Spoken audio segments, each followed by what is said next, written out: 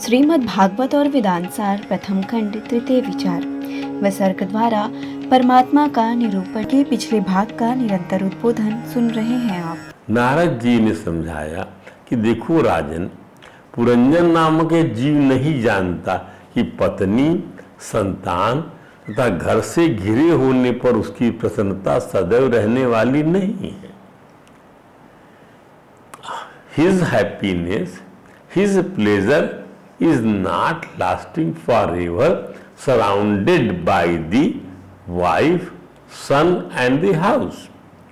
कभी वो प्रसन्न रहेगा, कभी वो असंतुष्ट रहेगा, कभी मोहग्रस्त रहेगा, कभी उसे लगता है कि मित्रों से, समाज से, देश से उसे संरक्षण मिलेगा, लेकिन वो ये नहीं समझ पाता ये महाराज कि मृत्यु के पश्चात में प्रबल प्रकृति की घातों में ठेल दिया जाएगा, जो उसे वर्तमान कार्य के अनुसार विशेष प्रकार का शरीर प्रदान करेगी। यथा श्रुतम यथा कर्म यथा श्रुतम। सार यह है कि भौतिक वस्तुओं से प्राप्त होने वाला हर्ष, संतोष, प्रसन्नता को मोह ही समझना चाहिए। वास्तव में मनुष्य को समाज, मित्रता, प्रेम या अन्य कोई माया के आक्रमण से नहीं बचा सकता। मनुष्य को समाज, मित्रता, प्रेम या अन्य कोई, ना इधर समाज विल सेव, ना द फ्रेंड्स और द लव और anybody can not save from the delusion, from the attack of the delusion, attack of the भ्रम, अटैक ऑफ द भ्रांति, अटैक ऑफ द विद्या से कोई नहीं बचा सकता, जो जन्म, मृत्यु, बुढ़ापा और रोग के रूप में होता रहता है। तो क्या है माया का आक्रमण? माया का आक्रमण है जन्म, मृत्यु, बुढ़ापा और रोग। नारद जी ने कहा, एवं कर्मसु संसक्तः कामात्मा वंचितो बुधा महिषी यद्य दीहेता तत्तद्देवान् वर्तता। इस प्रकार विभिन्न प्रकार के मानसिक ऊहापोह अर्थात चित्त की क्रांति के कारण राजा पुरंजन तरह तरह के कर्मों में फंसा रहकर, इस प्रकार एवं कर्मसु संसक्ता, कर्मों में आसक्त हो, कामात्मा, चित्त की भ्रांति का राजा पुरंजन तरह तरह कर्मों में फंसा रहकर अपनी भौतिक बुद्धि अर्थात सुंदर रमणी के वश में होकर ठगा गया, बुद्धि के वश में होकर वंचितो अभुदा महिषी यदि हेत, उसकी वही बुद्धि वृत्ति बनाम सुंदर रानी की हर इच्छा को वह पुरंजन नाम बनाम जीव, अर्थात जो भौतिक शरीर नहीं, अपनी बुद्धि रूपी बुद्धि वृत्ति बनाम सुंदर रानी की वो जीव पूरा करने का अभ्यस्त हो गया। तत्त एव अनुवर्तता का वासना से विवेक लुप्त हो जाने पर जीव वासना पूर्ति की वृत्तियों का दास बन जाता। अब now your intelligence is diminished, is it is covered by the lust. अब क्या उसकी पूर्तियों का दास बन जाता है? कैसे? विप्रलब्धो महिषैवं सर्व प्रकृति वंचिताः निच्छन्न करो यज्ञ कल्पलैव्या क्रीड़ा मृगो यथा। इस प्रकार राजा पुरंजन अपनी सुंदरी रानी के द्वारा ठगा गया। विप्लब्धो महिषैवं सर्व प्रकृति वंचिताः, उसके अपनी बुद्धि वृत्ति से ठगा गया तथा सारा प्रकृति वर्ग परिकर ही उसको धोखा देने लगा। दूसरे शब्दों में जीव को उसकी बुद्धि ने वश में कर लिया, जबकि जीवात्मा बुद्धि का प्रेरक है। तो यहाँ वासनात्मक बुद्धि ने कुंठित जीवात्मा को निर्देशित कर उससे अपनी इच्छा पूर्ति के लिए खिलौना बना लिया, कि दास बना लिया। वास्तव में बुद्धि ने the mind, the intelligence full of lust ने क्या किया? कुंठित जीवात्मा को निर्देशित कर दिया। अब जीवात्मा कुंठित हो गई, उसे अपनी इच्छा पूर्ति लिए खिलौना बना लिया। जंग लग गया, रादर कि दास बना लिया, अरे बंदी बना लिया, पालतू जानवर की तरह जो राजा था वो अनुचर बन गया। पुरंजन की दुर्दशा का आरंभ हो गया।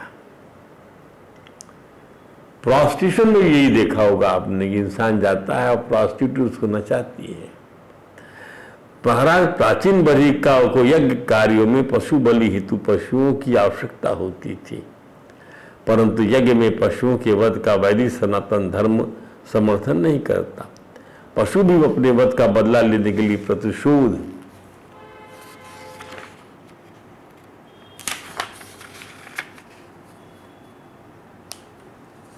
प्रतिशोध लेने के लिए पूरा फिर जन्म लेते हैं।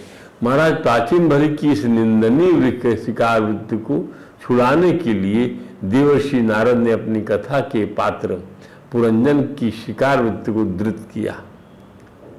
एक दिन समस्त जीवों का प्रतिनिधि राजा पुरंजन शिकार के लिए निकल पड़ा और अपनी बुद्धि रूपी पत्नी से सहमति नहीं प्राप्त किया। बस चला जा रहा अपनी दूसरी वृत्ति के पर असली वासनात्मक वृत्ति से उसने आज्ञा नहीं लिया, तो चाहता था पत्नी के पास ही रहे, वहां भोगे उसको। जीव ने इंद्रिय तृप्ति के लिए बुद्धि के नियंत्रण से मन को हटा लिया। इसके दो परिणाम हुए। वह शिकार को जाना तो बुद्धि के हटा लिया, बुद्धि बनी पत्नी को बुरा लग गया। जीव ने मन मारी क्यों किया और वह रूठ गई। शिकार में ही जाना था तो साथ में रख लेता, अपने मन की क्यों किया। बुद्धि की नजर से मन को हटा लिया, बुरा लग गया, मनमानी किया, अपने मन की कर दिया, पत्नी के मन की नहीं किया।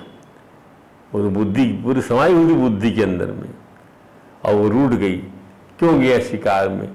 तब जब जीव तमोगुण के प्रभाव में आता है तब वह आखेट करने निकलता है। जब जीव तमोगुण के प्रभाव में आता है और इधर पत्नी रूठ गई तब वो आखेट करने निकलता। आखेट के लिए जिस वन का चयन किया जाए, आप भी देखे होंगे घर में, अपने मन से कहीं चले जाओ तो पत्नी चिढ़ जाती है, कहाँ चले गए थे बिना बताए। तो उसका नाम है पंचप्रस्थ। जिस वन का चयन किया उसने, पंचप्रस्थ माने पंच इंद्रिय विषयों का सूचक। शरीर में 5 कर्मेंद्रियां होती हैं, हाथ, पांव, वाणी, गुदा, जननेंद्रिय। इन कर्मेंद्रियों का पूरा लाभ उठाकर शरीर भौतिक जीवन का भोग करता है। शरीर रूपी रथ को 5 घोड़े खींच रहे हैं, जो पांचों इंद्रियों आंख, कान, श्रोत, त्वचा और जीव के प्रतीक है। जैसा कहा गया वेद में, ओम आत्मानं रथनम विद्धि शरीरम रथाम्युच। आप क्या है? आत्मा को रथी, आत्मानम शरीर को जो रथ जानिए, और शरीर में जो बैठा हुआ जीवात्मा है उसको आप क्या जानिए? आत्मानम रथनम विद्धि, उसको रथ में बैठा हुआ जानिए। बुद्धि तो सारथी विद्धि, बुद्धि को सारथी जानिए, और मना प्रग्राव, मना को बागडोर जानिए। इंद्रियाणी हयाना, और इस रथ के जो घोड़े हैं वो इंद्रियां हैं। अब जहाँ जा रहा है इस रथ को लेके जीव, वह क्या है? विषय रूपी गोचर है, शब्द के रास्ते में, रूप के रास्ते में, आत्मेंद्रिय मनोयुक्तम। और इस समय जो आत्मा, मनुष्य शरीर, और इस शरीर से उसने अपने सदा के, तो आत्मा इंद्रिय और मन से युक्त होकर उसको भोक्ता बोलते हैं। आत्मेंद्रिय मनोयुक्तम भोक्ता इति आहु मनीषणम। शरीर, मन और जो है इंद्रिय से वह युक्त हो गया तो भोक्ता इति आहु मनीषणम। बुद्धि से भी जो सबसे वो युक्त हो गया। तो जीवात्मा परमात्मा से बिछड़ा हुआ है, अनंत काल से वह बीहड़ बान इधर उधर सुख की खोज में भटक रहा है। तभी तो पुरंजन नामक जीव सुख की खोज में शिकार वृत्ति की तृप्ति करने के लिए वन की ओर निकल जाता है। पुरंजन को शिकार की सुख के बजाय क्या मिला? भूख, प्यास, थकाट और मिली आदि आदि। देखिए, राजा पुरंजन अर्थात जीव को जब स्त्री के साथ रमण की इच्छा होती है तो उसकी वासना वृत्ति स्त्री को मनाने के लिए उसकी जीवा पर बैठकर स्त्री को अर्थात बुद्धि को जीवात्मा की स्वामी बताना चाहती है। क्योंकि वास्तुता यह जीवात्मा रथी है, स्वामी है शरीर रूपी रथ का। बुद्धि सारथी जीवात्मा के संकेत पर रथ उड़ाता है। परमात्मा का जानने के लिए परमात्मा के द्वारा ही जीवात्मा को शरीर रूपी दुर्लभ प्रदान किया गया। परंतु इस परम रक्ष को मार्ग के विषय रूप, रस, शब्द, स्पर्श, गंध इंद्रिय रूपी घोड़ों को अर्थात नेत्रेंद्रिय को, रसनेन्द्रिय को, कर्णेंद्रिय को, स्पर्शेंद्रिय और घ्राणेंद्रिय को आकर्षित करते हैं। मन इंद्रियों से चला जाता है। जैसा गीता कहती है, अभी तो पुरुष की बुद्धि की निश्चय वाली क्यों नहीं होती? इसलिए कि इंद्रिया नाम ही चरताम यद मनो अनुविधीयते, इंद्रियों के साथ विचरण करता हुआ मन उसके पीछे चला जाता है। ततस हरती प्रज्ञा, वह उसकी प्रज्ञा को हर लेता है, जैसे वायु नाव जल में नाव को हर लेती है। तो जब साधक कार्यक्षेत्र का व्यवहार करता है तो इंद्रियों के सामने अपने विषय आ ही जाते हैं। उनमें से जिस हृदय का अपने विषय में, जिस इंद्रिय का अपने विषय में राग हो जाता है, वह इंद्रिय मन को अपना अनुगामी बना लेती है, मन को अपने साथ कर लेती है। अतः मन उस विषय का सुख भोग करने लग जाता है, अर्थात मन में सुख बुद्धि, भोग बुद्धि पैदा हो जाती है। मन में उस विषय का रंग चढ़ जाता है, उसका महत्व बैठ जाता है। जैसे भोजन करते समय किसी पदार्थ का स्वाद आ जाए तो जो रसनेंद्रिय उसमें आसक्त हो जाती है, पानी पूरी से मान लीजिए, आसक्त होने पर रसनेंद्रिय मन को खींच भी लेती है, तो मन उस स्वाद में प्रसन्न हो जाता है, राजी हो जाता है। अब थोड़ा इसके आगे समझते हैं कि पुरंजन के चरित्र के साथ न्याय कर पाए। जब मन में विषयों का महत्व बैठ जाता है तब वह अकेला मन ही साधक की बुद्धि को हर लेता है। अब विषय बढ़ गया, अब साधक की बुद्धि बिला गई, विवेक चला गया, उसका निश्चयात्मक बुद्धि खत्म हो गई, अब उसकी विषय बुद्धि बलवत्ती हो गई। पुरंजन की विषय बुद्धि को देवर्षि ने उसकी पत्नी निरूपित किया है, जो उसे परमार्थ के रास्ते की बजाय भोग के रास्ते चलने को विवश करती है। स्त्री वो तो बॉडी फॉर्म में है, लेकिन इसके पहले ही जो आपकी वृत्ति फॉर्म में जो है वही तो स्त्री है, आपके पास ही है वो चीज।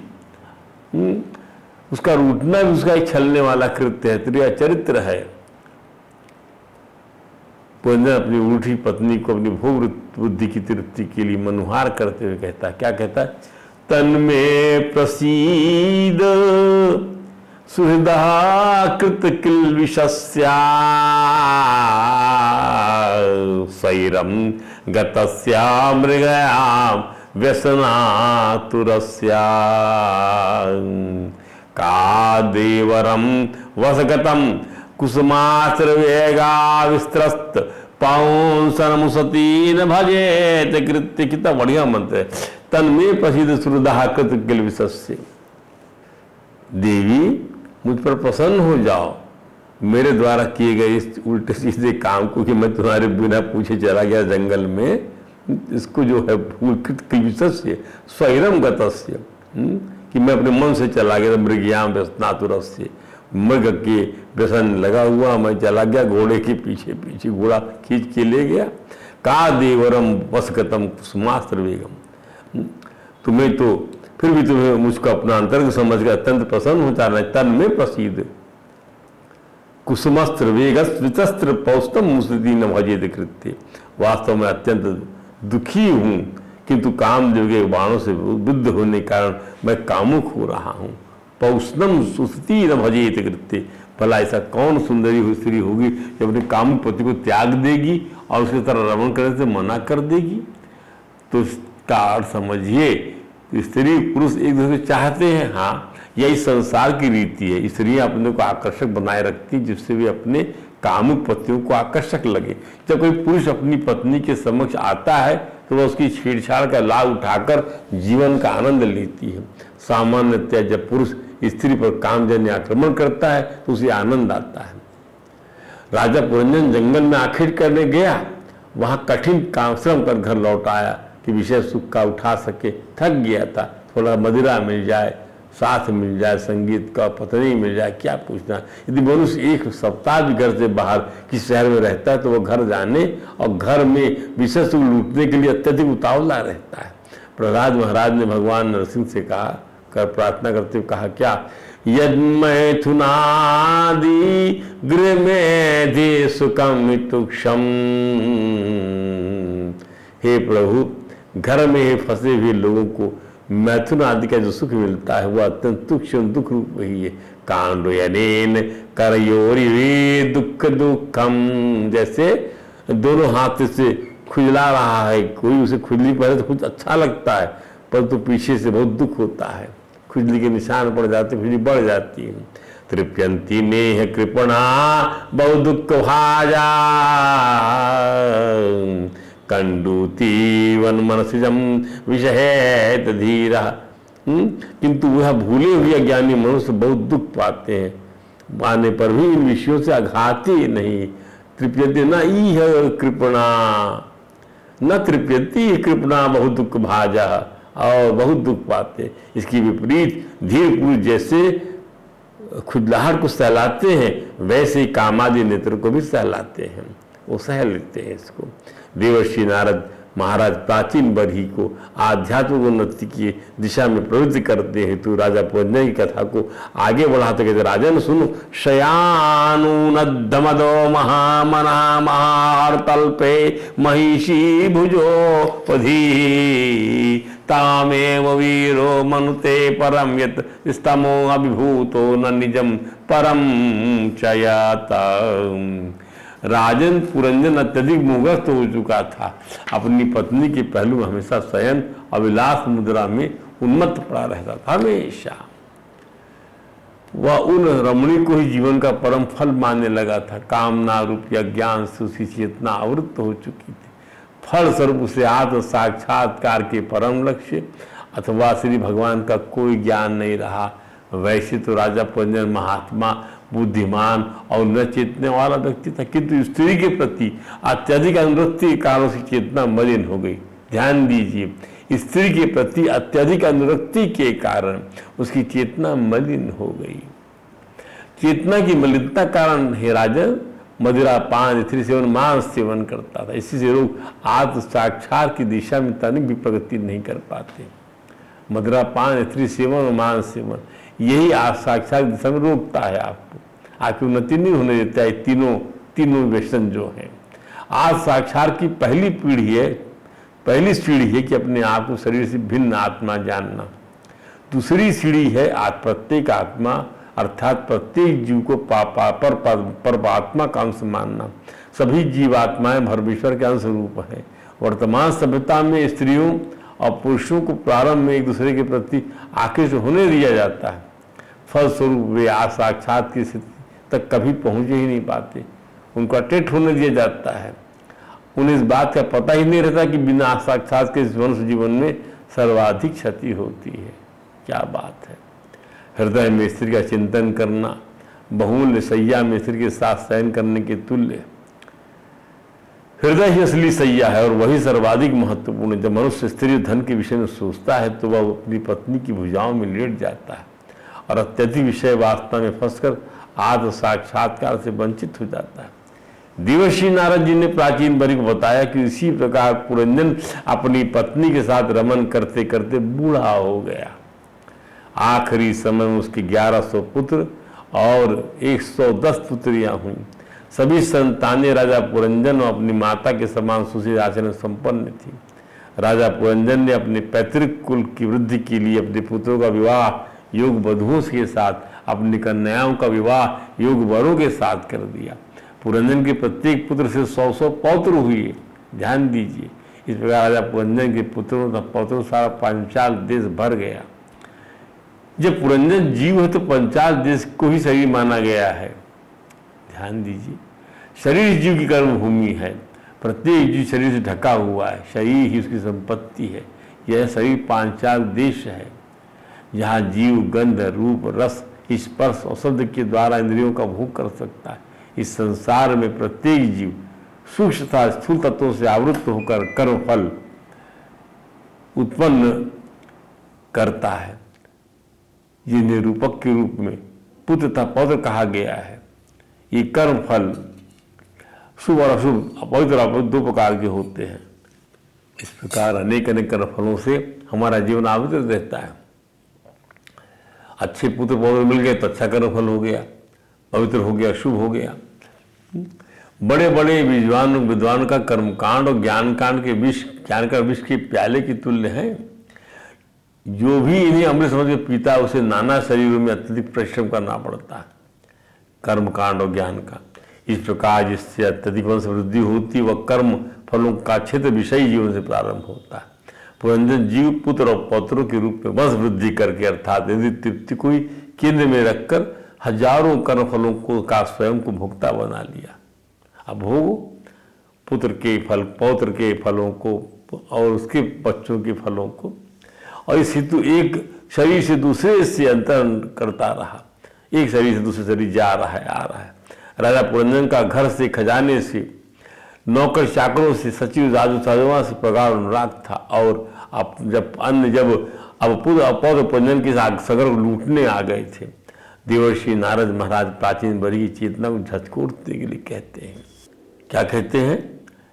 ईजे चक्रतुभीर घोरैर्देशिता पशुमार कईह देवान पितॄन भूत पत्नी पति नाना काऊ यथा भवान। हे राजा प्राचीन बरही, तुम्हारी तरह राजा पुरंजन भी अनेक इच्छाओं में फंस गया था। उसने देवताओं, पितरों और समाज के बड़े बड़े लोगों की पूजा विधि की, कि तो सारे यज्ञ निशंस थे, बल्कि उसके पीछे पशुओं के वध की भावना काम कर रही थी। देवर्षि ने अपने उद्देश्य के इस चरण में महाराज प्राचीन बरी को संकेत कर ही दिया कि उसका राजा पुरंजन के क्रियाकलापों से कितनी समानता है। पुरंजन की कथा अप्रत्यक्ष रूप से प्राचीन बरी की तो कथा है। नारद जी ने कह भी दिया कि यथा भगवान माए राजन, आपकी ही तरह पुरंजन की भी प्रवृत्ति रही है। अब पुरंजन का बुढ़ापा आ गया। वर्ष को चंडदेव कहा गया। नारद जी ने बताया वर्ष माने क्या? चंडवेग, संवत्सर कहा गया। वर्ष की 360 दिनों को गंधर्व सैनिक कहा गया, छुपे हुए सैनिक, और 360 रात्रियों को गंधर्वियों के रूप में आध्यात्मिक रूप बनाकर काल गणना की गई है कि चंडवेग क्या है? राजा है। उसे सैनिक क्या है? वर्ष के 360 दिन सैनिक हैं और 360 रात्रि सैनिक। इन सैनिकों के माध्यम से वर्ष रूपी राजा या संवत्सर रूपी राजा या चंडवेग रूपी राजा जो है वह जो आयु को छीन करता है जीव की। इस प्रकार काल 720 दिन और रात्रि रूपी गंधर्वी सैनिक के साथ चंड या प्रचंड भी गुजरने वाला होता है, इसलिए चंडवेग संवत्सर कहा गया।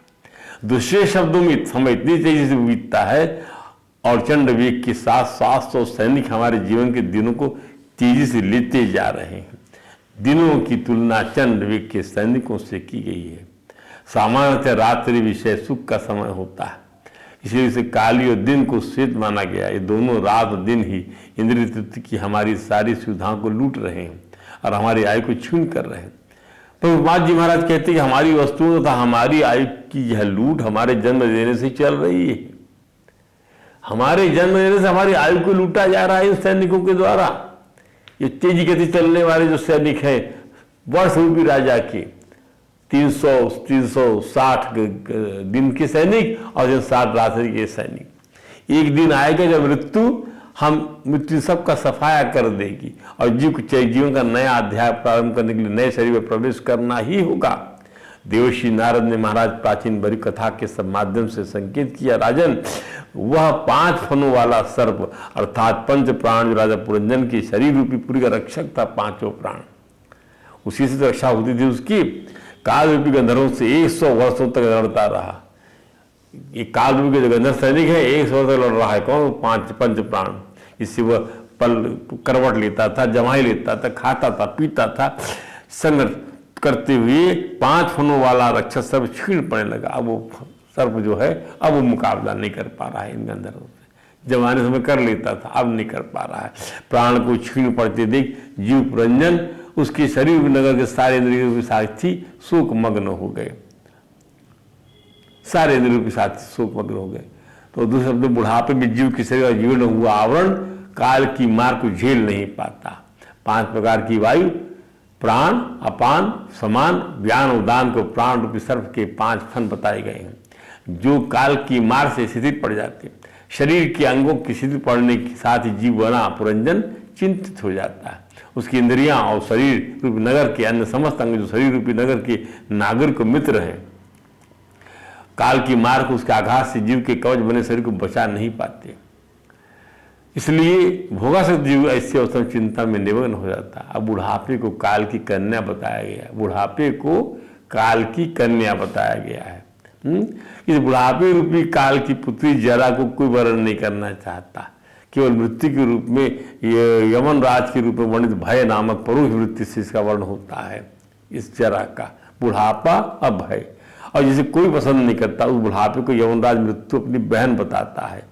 मृत्यु की बहन की भय वृत्ति सारे संसार में व्याप्त है, अतः समष्टि की भय वृत्ति को जरा नामक शरीर की जीर्ण अवस्था अपना बना लेती है। समष्टि के नाश के लिए मृत्यु रूपी यमराज की बहन जरावस्था आदि व्याधि नामक मानसिक शारीरिक रोग प्राणियों को पीड़ा देकर मृत्यु के मुंह पहुंचाने वाले शीत उष्ण ज्वर और प्रज्वर नामक मृत्यु के भाई बताए गए। भय जरा का भाई बन जाता है। सभी को नष्ट करने के लिए यमराज को बुढ़ापे के रूप में आई जरा नामक भी बहन से जीव को डराता है। ध्यान रहे, जरा से कोई भी वर्ण नहीं करता जरा को। जरा समष्टि की भय वृत्ति में प्रवेश कर जाती। इस प्रकार भय ज्वर या रोग जरा सभी जीव को वृद्धावस्था में डरा डरा कर मृत्यु गोद सुला देती है। शरीर वृद्ध हो जाता है, मृत्यु को प्राप्त होता है। अब इसके बाद कथा और आगे चलेगी। पुरंजन की स्थिति मरने के बाद क्या होगी हम कल बताएंगे। आज कथा को यही विश्राम देती है। बोल वृंदावन बिहारी लाल की जय। हरे राम राम राम हरे हरे, हरे कृष्ण कृष्ण कृष्ण हरे।